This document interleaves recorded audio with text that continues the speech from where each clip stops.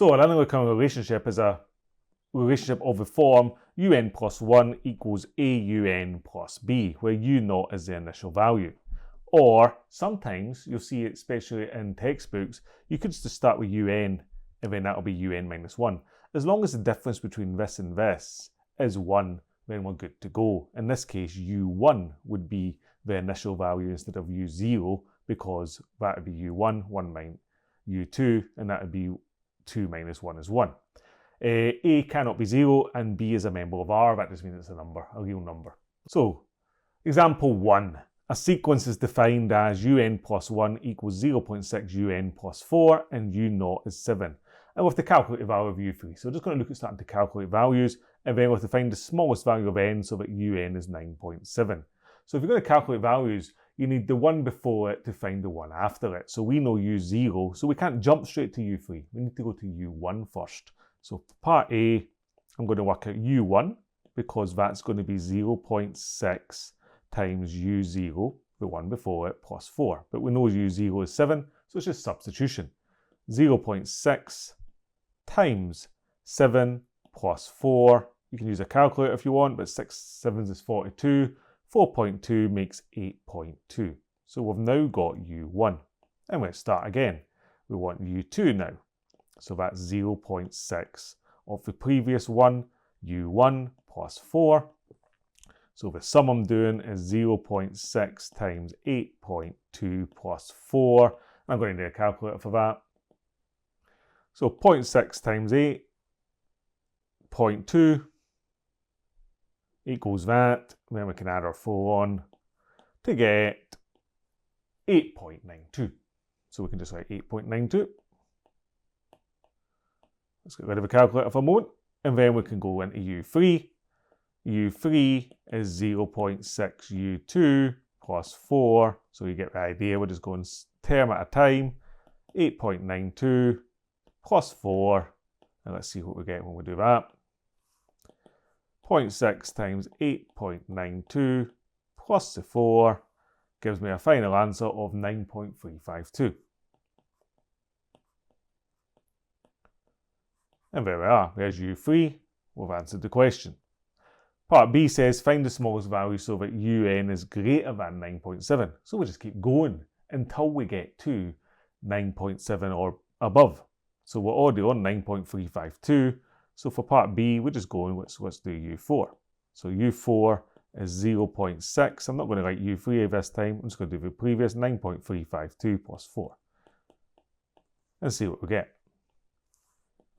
0.6 times 9.352 plus 4 is 9.6112. So we're not at 9.7 yet. So we'll now do u5.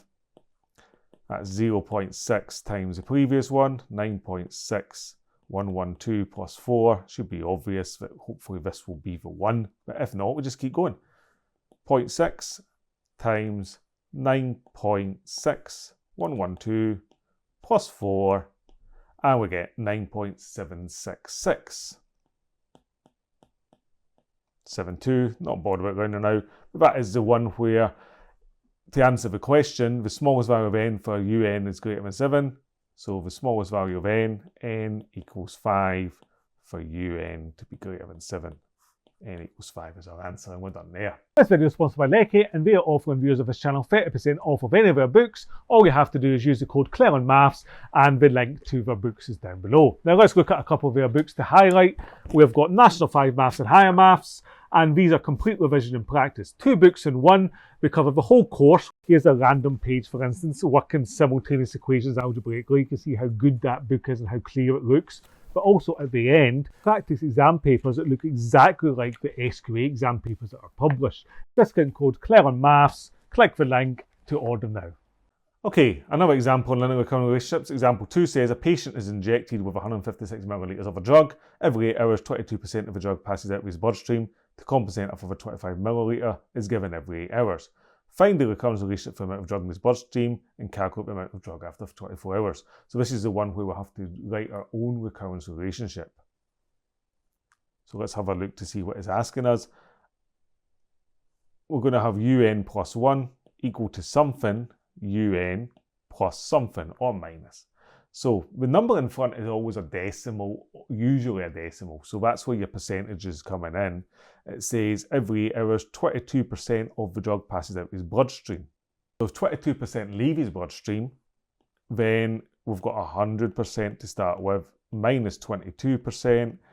Left in his bloodstream is 78%. So we can just think of that as a decimal, 0.78. And then to compensate, a further 25 ml is given every 8 hours, plus 25. Notice the patient is injected with 156 ml of a drug as the initial condition. That's just going to be your U0, so it's not in the actual recurrence relationship. But for part B, find the amount of drug after 24 hours. So for 24 hours, initially U0 is equal to 156. And then every 8 hours, he is given the dosage. So that means that we've got 8, 16, 24. We have to find U3. So that's what it's asking us. So let's start with U1. That's going to be 0.78 times 156 plus 25.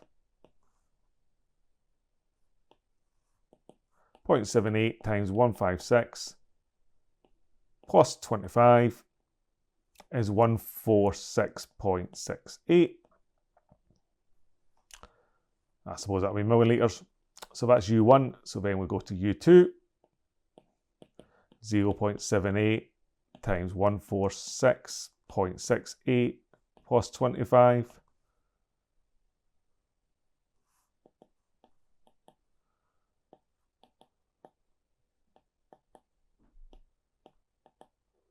And we get 139.4104.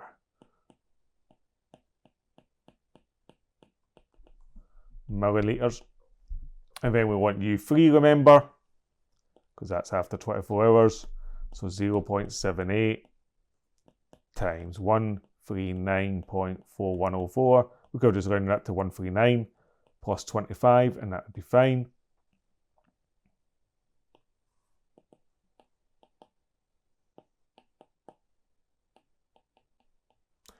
Plus the 25, and we get 133.74 millilitres. And we're done there. Basically, Maths 2015, paper 2, question 3 had this long one. It says a version of the following first appeared in print in 16th century. Who disagree with who cares? A frog and a toad foot at the bottom of a well is 50 foot deep. Each day the frog climbs 32 foot, rests overnight. During the night it slides 2/3 of its height above the floor of the well. The toad climbs 13 foot before resting, then it slides 1/4 of its height. So we need to see what this question is asking us, but it gives us two recurrence relationships. It says the progress can be modelled by this. F of n plus 1 is a third f of n plus 32, and the first term is 32. And then for the toad, tn plus 1 is 3/4 tn plus 13, with the first term is 13. And it says f and t are the heights reached by the frog and toad at the end of the nth day after falling in. Part A, calculate T2, the height of the toad at the end of the second day, only worth 1 mark. So to calculate T2, you just sub in T1. So let's just go ahead and do that. So for part A, T2 is going to equal 3/4 of T1 plus 13, but we know that T1 equals 13.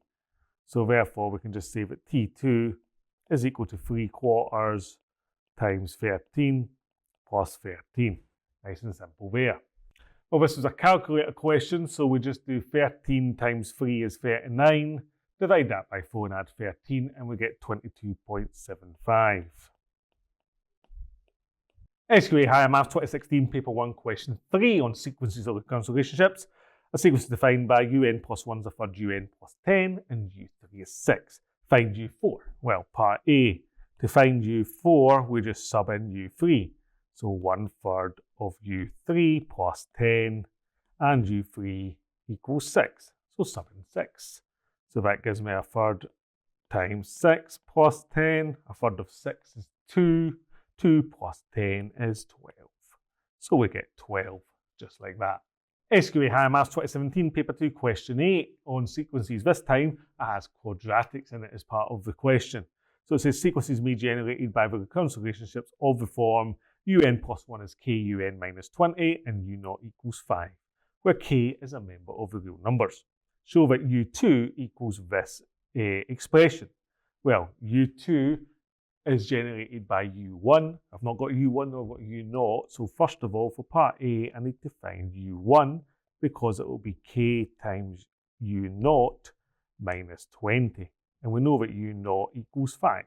So we can sub in that to get u1. 5 times k minus 20.